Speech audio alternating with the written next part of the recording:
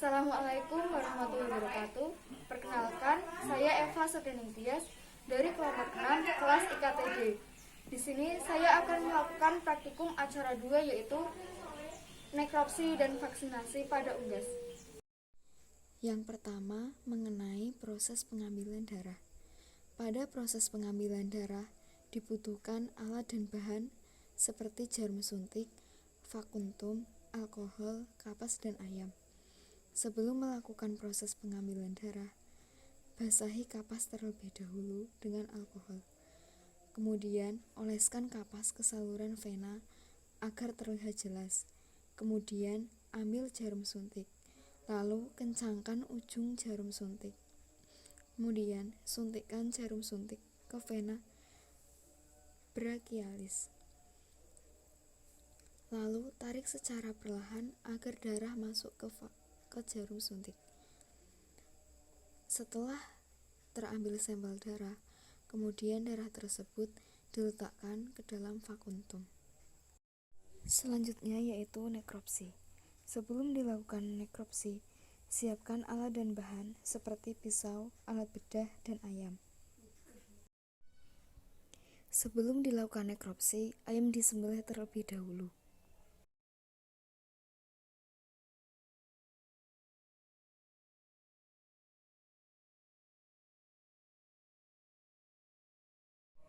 Setelah itu, lakukan pemeriksaan di bagian kepala. Potong menggunakan gunting bagian rongga hidung hingga mulut. Setelah melakukan pemeriksaan rongga hidung dan rongga mulut, kemudian gunting pada bagian kelopak mata dan periksa apakah ada perubahan warna atau tidak. Apabila kelopak mata berwarna merah, menunjukkan kadar amoniak pada liter terlalu tinggi. Selanjutnya, periksa pada bagian leher, apakah ada luka terbuka atau tidak. Pada bagian leher terdapat organ limfoid atau organ kekebalan tubuh, yaitu timus. Selanjutnya, memeriksa rongga dada dengan cara menggunting tulang dada bawah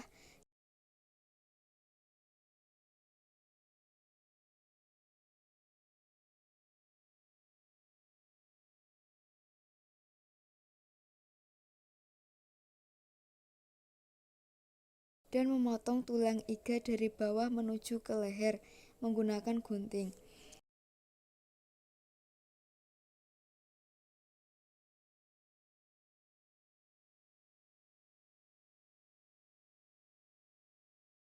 Kemudian, keluarkan organ-organ pada rongga dada tersebut dan amati permukaan organ rongga dada.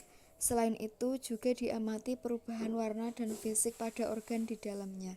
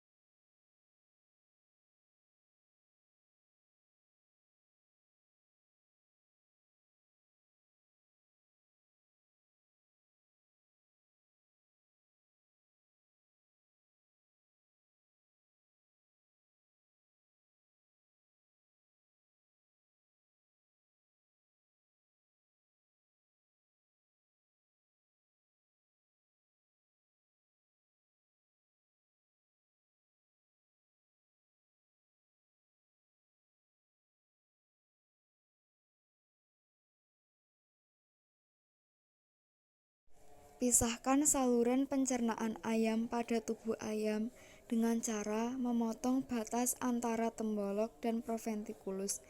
Lakukan secara perlahan agar tidak ada rongga yang rusak.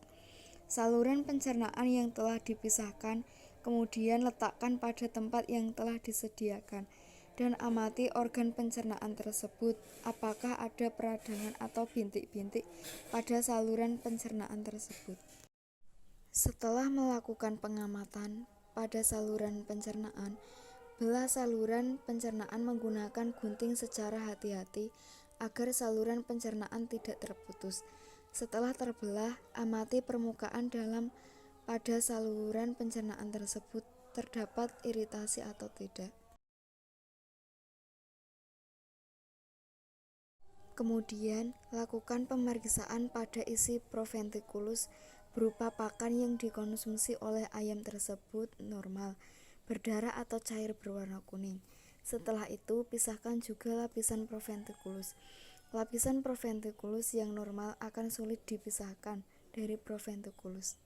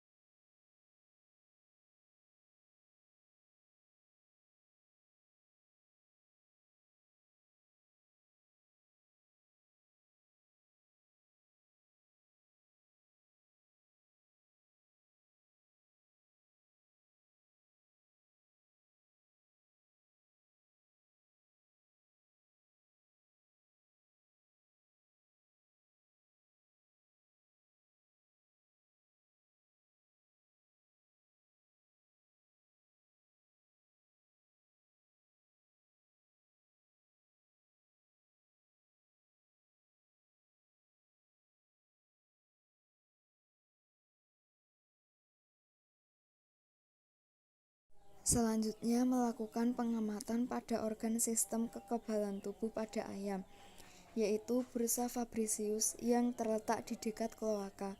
Pemeriksaan dilakukan dengan memisahkan bursa Fabricius dengan tubuh ayam. Lakukan dengan hati-hati supaya bursa Fabricius tidak rusak atau terpotong. Setelah terpisah dari tubuh ayam, potong bursa Fabricius menjadi dua, lalu periksa kondisinya, apakah ada perubahan warna atau ada kecacatan fisik pada bursa Fabricius. Selanjutnya, lakukan pemeriksaan pada jantung ayam. Sebelum dilakukan pemeriksaan, pisahkan terlebih dahulu jantung ayam dengan tubuh ayam tersebut. Setelah terpisah, lakukan pemeriksaan pada jantung ayam tersebut dengan melihat warnanya. Apabila terdapat radang, maka ayam tersebut terindikasi CRD, dan apabila pada selaput jantung tersebut mengandung air, maka ayam tersebut mengalami stres. Selanjutnya, lakukan pemeriksaan pada saluran pernafasan ayam dengan cara memisahkan terlebih dahulu dari tubuh ayam. Lakukan dengan hati-hati agar tidak merusak paru-paru ayam tersebut. Setelah saluran pernapasan terpisah dari tubuh ayam, amati dari trakea, bronkus, bronkeolus, dan paru-paru. Apakah terdapat kelainan pada saluran pernapasan tersebut? Bronkus yang normal tidak mengalami peradangan atau terdapat bintik-bintik darah. Selanjutnya yaitu melakukan pemeriksaan pada paru-paru dengan cara memotong paru-paru dan memasukkannya ke dalam air. Apabila paru-paru masih mengapung dengan baik, maka paru-paru dinyatakan dalam kondisi sehat dan normal. Selanjutnya, saya akan menjelaskan mengenai vaksinasi pada unggas. Vaksinasi merupakan upaya pencegahan penyakit yang dilakukan dengan cara memasukkan bibit penyakit atau agen yang telah dilemahkan maupun dimatikan ke dalam tubuh ternak. Vaksinasi sendiri berfungsi untuk memancing kekebalan dan antibodi pada tubuh ternak sehingga mampu mencegah infeksi penyakit. Vaksinasi terdapat dua macam, yaitu vaksinasi aktif dan vaksinasi inaktif. Selanjutnya, terdapat dua macam metode pemberian vaksin, yaitu pemberian vaksin aktif dan pemberian vaksin inaktif. Metode pemberian vaksin aktif dapat dilakukan dengan cara metode langsung atau secara oral melalui mulut, mata, atau telinga. Metode intramuskular melalui suntik otot dan sayap. Yang terakhir yaitu metode melalui air minum. Kemudian, metode pemberian vaksin inaktif dapat dilakukan dengan dua cara, yaitu dengan injeksi intramuskular dan injeksi subkutan. Terdapat dua macam vaksinasi, yaitu vaksin aktif dan vaksin inaktif. Vaksin aktif merupakan vaksin yang mengandung mikroorganisme hidup yang telah dilemahkan yang berfungsi untuk menggertak kekebalan tubuh yang bersifat lokal di permukaan mukosa, sehingga penyerapan yang terjadi lebih cepat. Vaksin aktif umumnya berbentuk kering beku dan harus dilarutkan dengan menggunakan larutan tertentu sebelum digunakan. Vaksin inaktif merupakan vaksin yang mengandung mikroorganisme yang telah dimatikan dengan metode-metode tertentu, seperti menggunakan suhu yang panas, radiasi, dan bahan kimia untuk mematikan mikroorganisme yang ada di dalamnya. Mikroorganisme yang telah dimatikan akan tetap utuh atau tidak rusak, namun kehilangan kemampuan untuk berkembang biak. Vaksin inaktif sendiri umumnya berbentuk emulsi cair yang mengandung antigen dan pelarut untuk memperpanjang durasi imunitasnya. Frekuensi pemberian vaksin ayam broiler. Yang pertama yaitu vaksin ND dilakukan sebanyak 1-2 kali pada minggu ke-1 dan 2. Vaksin Kumboro dilakukan sebanyak 1 kali pada minggu ke-1 atau ke-2. Vaksin AI dilakukan sebanyak 1 kali pada minggu ke-1 atau ke-2. Vaksin IB dilakukan sebanyak 1-2 kali mengikuti program vaksin ND.